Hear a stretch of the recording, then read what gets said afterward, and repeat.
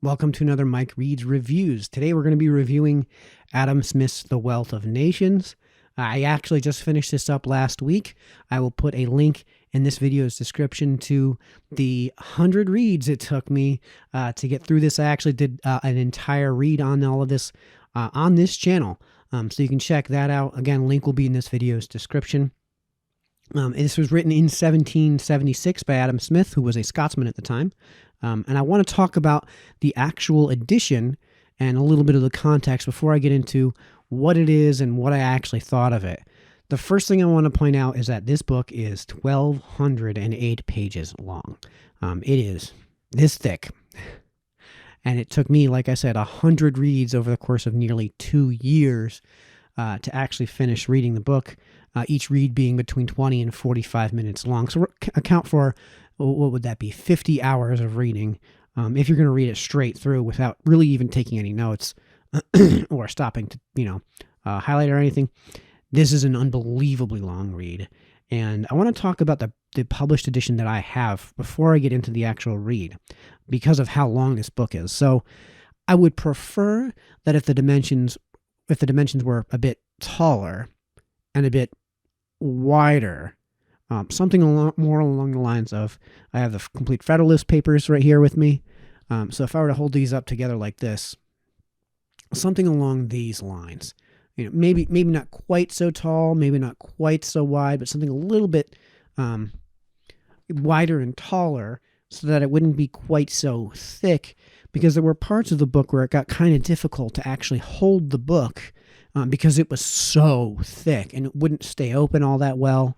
And I think that this could be made more thin by having that larger size. The other thing I want to point out is that the font size isn't exactly large. So I don't know if I'll be able to display this, but I'm going to hold up my fingers and see if you can see this. So you can't really make it out because it's blurry, but you can see that the font size isn't exactly large. Now, it isn't as small as, I think I had problems with F.A. Hayek's The Road to Serfdom being just absolutely microscopic. So for those that are hard, that need the larger font, you probably want to get a different version. That said, I thought it was actually pretty well done. There's actually quite a bit of introduction in here that allows you to get an understanding of the context of the book and the time that it was written. I didn't actually put that read onto this channel, but I did read through it, so it's actually really helpful to go through that introduction. There's an awful lot of appendices in the back, and there's a I don't know, what's this, 10, 15 page index too. I don't know who created the index. I don't know if that was Smith that created the index or if it was the publisher that did. But the index does make it easier to find certain topics that you haven't taken note, in case you haven't taken notes on, or in case you forgot something. So as far as the edition is actually concerned, although it's paperback, it's a really durable, like, coated paper. I wonder if you can hear this. Yeah, so it sounds different from and that's because there's this coating on it. And I think the reason there's this coating on it is because it's so thick a book that you need something more durable to be the covers.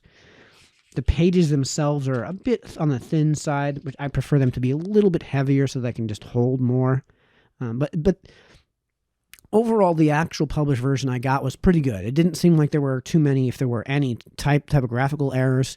It seemed like it was printed out in a fashion that made some sense. When they got to a new chapter, they'd started a new page. There's an awful lot of annotations and footnotes in here that are really well done. So as far as the printed version is concerned, yeah, I could recommend this printed version, but with the caveat that it's really thick. So if you have a problem holding a book that's really thick, maybe find a taller version. Again, I will post a link in this video's description to the version that I bought.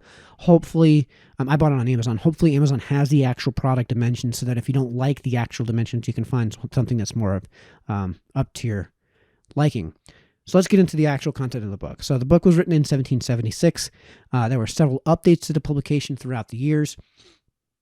Remember that this was originally published before the Declaration of Independence.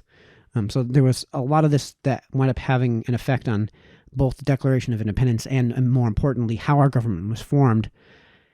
I don't think that there's a whole lot of advocation in this. This book is significantly more descriptive than it is prescriptive. In fact, it is, if anything, it is only barely prescriptive. I would consider it an unbelievably pedantically exhaustive look at the history of economics up to this point, 1776, with some minor updates throughout the course of the next 10 or so years. And by pedantic, I mean he spends like 200 pages talking about the development of the coin of silver, the silver coin from like 1600 to 1650 and its devaluation. Well, evaluation and devaluation. So there are some parts to this book that are just needlessly verbose. Plainly, when I say exhaustive, I mean completely exhaustive. There isn't a single other historically significant facet of economics to this point to even be considered. It starts off. It's broken up into 5 books. The first book is mostly like the history of currency and how we've gotten to basically where they were in that era. So not necessarily to 1776, but a history of things like currency to roughly 1600. And I'd say the only book, and I'd say in the first 3 books, it's pure description, and there isn't any prescription until probably books 4 and 5.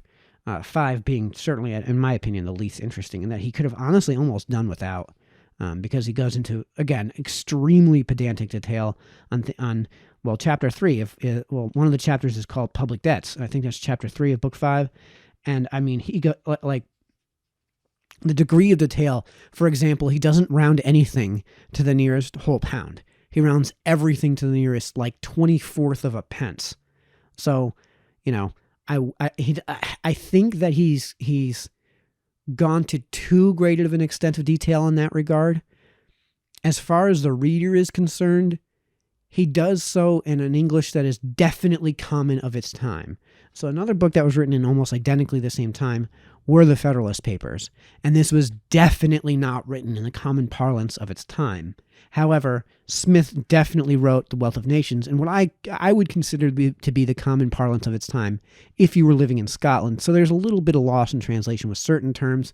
There's an awful lot of French that I struggled with when I read this. So that's a consideration to be made, that you probably want to have a little bit of background in French to understand certain parts of this book that I struggled with. So as far as the read is concerned for the viewer today, it translates pretty well into the language of it's 2020. It translates pretty well into the language of 2020. I would imagine for Scottish viewers out there, for people who are reading in Scotland, it translates even better. But I would say that because it was written in the common parlance of the time, at least, it's not that difficult to read. It's unbelievably, brutally long, like I said, but it's actually not that difficult to read. As far as the content is concerned, I actually loved the content.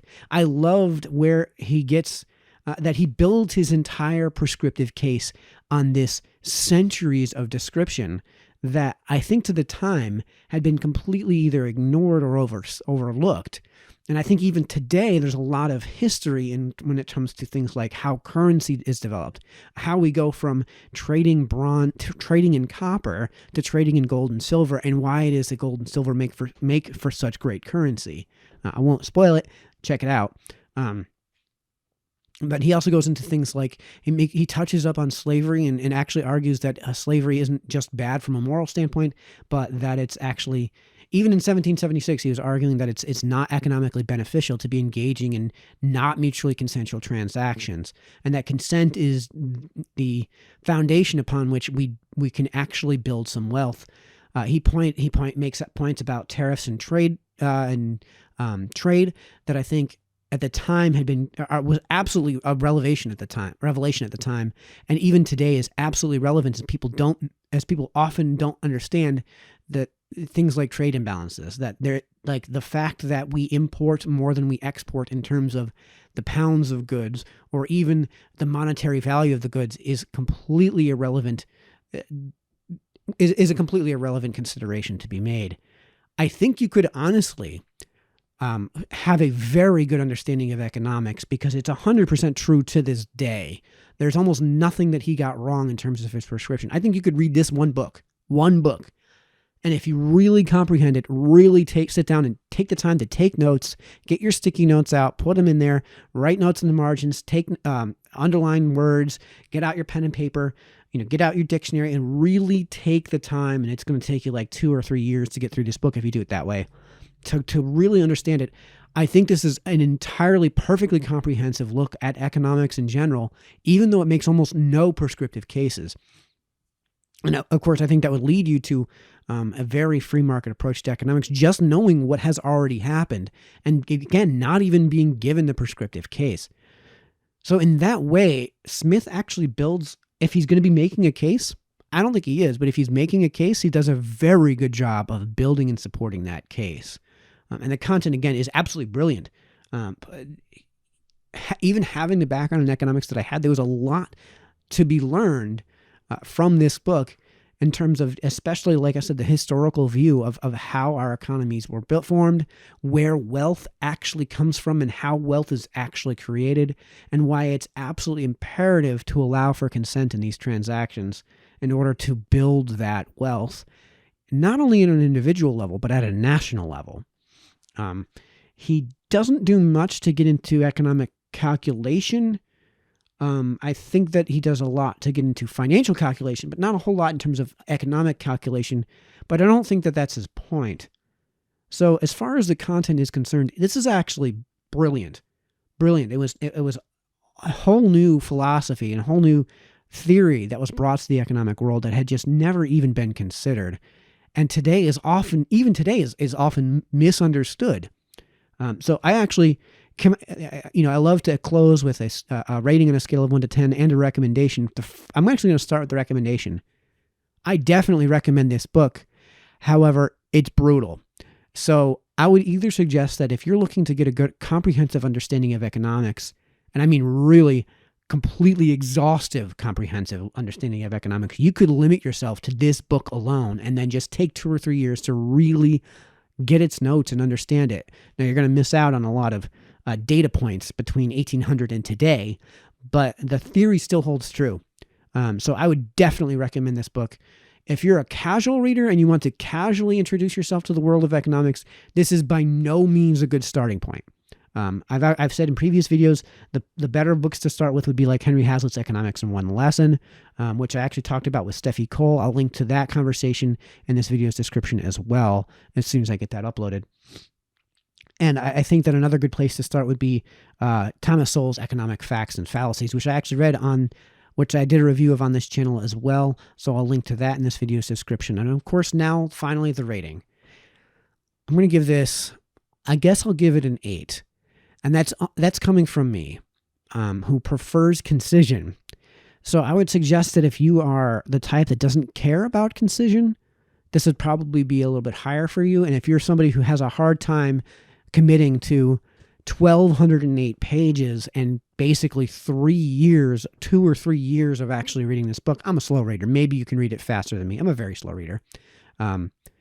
It might score actually a little lower than for you on the 1 to 10 scale. But for me, I'm going to give it an 8 because its content is so well organized and just absolutely exhaustive. I think that he gets into unnecessary levels of detail. I think if this book were written by Thomas Sowell, it'd be easier to read, number one. And number two, I think it'd be about half the number of pages and with just lots and lots of citations to outside sources, which would actually make it a better read. And that's where I can't give it a 10. That's where I can't give it a 9, but it's still very well done. So I think I'll give it an 8. Yeah, we'll stick with an 8 out of 10. So this is Adam Smith's The Wealth of Nations. Again, I'll link to the version that I bought in this video's description, and I definitely recommend it. So until the next one, this has been Mike, signing off.